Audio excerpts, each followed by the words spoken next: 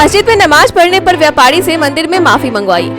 अलीगढ़ के मामू भांजा बाजार में एक व्यापारी टोपी लगाकर मस्जिद में अलविदा जुमा की नमाज पढ़ने पहुंच गया। नमाज के बाद बाहर आते ही दुकानदारों ने उसे रोक लिया और विरोध जताते हुए मंदिर ले जाकर शुद्धिकरण कराया व माफी मंगवाई। घटना का वीडियो वायरल हो गया। मामू भांजा एसोसिएशन ने व्यापारी को खैरेश्वर मंदिर में जल चढ़ाकर माफी मांगने तक दुकान न खोलने की चेतावनी दी। व्यापारी ने इसे गलतफहमी बताया। पुलिस ने मौके पर पहुंचकर मामले की जांच की।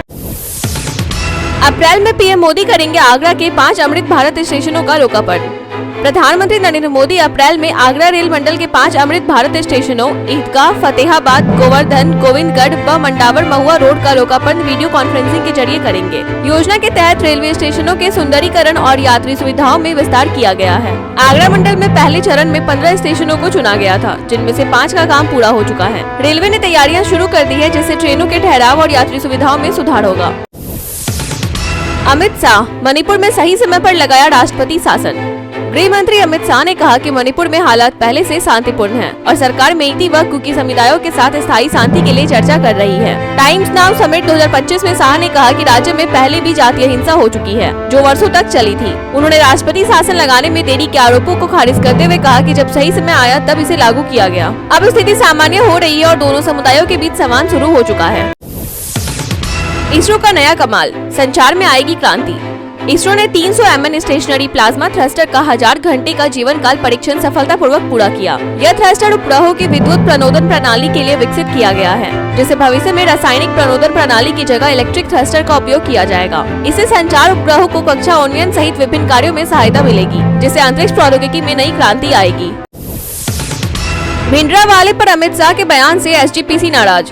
गृह मंत्री अमित शाह द्वारा भिंडरावाले को लेकर दिए गए बयान पर एसजीपीसी ने कड़ी आपत्ति जताई। एसजीपीसी ने इसे सिख समुदाय का अपमान बताते हुए कहा कि भिंडरावाले को राष्ट्रीय शहीद माना जाता है, जिन्होंने सिख धर्म की रक्षा के लिए बलिदान दिया। शाह ने संसद में अमृतपाल सिंह की तुलना भिंडरावाले से की थी, जिससे एसजीपीसी ने सिख विरोधी मानसिकता बताया। कमेटी ने केंद्र सरकार से सिखों की धार्मिक भावनाओं का सम्मान करने और विभाजनकारी बयान देने से बचने की अपील की। सैफ अली खान पर हमले का आरोपी बोला, मुझे फंसाया गया। सैफ अली खान पर हमले के आरोपी शरीफुल इस्लाम शहजाद ने मुंबई सेशन कोर्ट में याचिका दायर कर खुद को निर्दोष बताया। जमानत याचिका में उसने आरोपों को झूठा और साजिशान बताया। उसके वकील का कहना है कि इस्लाम ने जांच में पूरा सहयोग किया है और सबूतों से छेड़छाड़ की कोई संभावना नहीं है। उस पर 16 जनवरी की रात सैफ के घर में घुसकर डकैती की कोशिश और हमले का आरोप है। पुलिस ने सीसीटीवी फुटेज और अन्य सबूत जुटा लिए हैं। अब कोर्ट में फैसला होना बाकी है।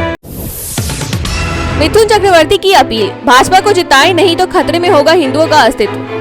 भाजपा नेता मिथुन चक्रवर्ती ने बंगाल में हिंदू वोटरों से एकजुट होने की अपील करते हुए बांग्लादेश का जिक्र किया। उन्होंने कहा कि बांग्लादेश सिर्फ ट्रेलर था, बंगाल में हिंदू बंगालियों का अस्तित्व खतरे में है। मिथुन ने हिंदू वोटरों से भारी संख्या में मतदान करने की अपील करते हुए इसे अस्तित्व की लड़ाई बताया। उन्होंने कहा कि अभी 9% हिंदू वोट नहीं देते, लेकिन इस बार घरों से बाहर निकलकर भाजपा को वोट देना जरूरी है, वरना भविष्य में गंभीर समस्याओं का सामना करना पड़ सकता है। डोनाल्ड ट्रंप की तारीफ, भारत के पास शानदार प्रधानमंत्री है। अमेरिका के पूर्व राष्ट्रपति डोनाल्ड ट्रंप ने प्रधानमंत्री नरेंद्र मोदी को महान मित्र और बहुत स्मार्ट इंसान बताया। व्हाइट हाउस प्रेस ब्रीफिंग में उन्होंने भारत के उच्च आयात शुल्क नीति पर चर्चा करते हुए कहा, मोदी जी बहुत स्मार्ट हैं और मेरे अच्छे दोस्त भी। हमारी बातचीत शानदार रही, जिससे भारत अमेरिका संबंधों में अच्छे परिणाम आएंगे। हालांकि ट्रंप ने भारत की व्यापार नीतियों की आलोचना करते हुए इसे टैरिफ किंग भी कहा और 2 अप्रैल से कई देशों, जिनमें भारत भी शामिल है, पर प्रतिकारात्मक टैरिफ लागू करने की योजना पर जोर दिया। अमित शाह, मौजूदा सत्र में पेश होगा वक्फ संशोधन विधेयक। गृह मंत्री अमित शाह ने स्पष्ट किया कि वक्फ संशोधन विधेयक संसद के मौजूदा सत्र में पेश किया जाएगा। यह विधेयक अगस्त 2024 में संयुक्त संसदीय समिति को भेजा गया था। शाह ने कहा कि मोदी सरकार संविधान के दायरे में रहकर संशोधन कर रही है और इससे किसी को डरने की जरूरत नहीं है। उन्होंने कांग्रेस पर तुष्टीकरण की राजनीति का आरोप लगाते हुए कहा कि मौजूदा कानून में बदलाव जरूरी था। शाह ने वक्फ बोर्ड द्वारा दिल्ली और प्रयागराज की संपत्तियों को वक्फ घोषित करने का भी जिक्र किया।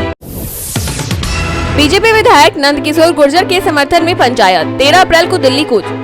गाजियाबाद के सिरौली गांव में राष्ट्रीय गुर्जर महासभा ने बीजेपी विधायक नंदकिशोर गुर्जर के समर्थन में पंचायत आयोजित की। इसमें पुलिस पर रामचरितमानस खंडित करने और कलश यात्रा रोकने का आरोप लगाते हुए कार्रवाई की मांग की गई। पंचायत में बागपत, नोएडा, सहारनपुर समेत कई इलाकों के लोग शामिल हुए। महासभा के अध्यक्ष रविंद्र सिंह गुर्जर ने ऐलान किया कि 13 अप्रैल को 20 लाख सनातनी दिल्ली कूच करेंगे और प्रधानमंत्री मोदी से मिलने का प्रयास करेंगे। समय न मिलने पर वे उनके आवास के सामने इंतजार करेंगे।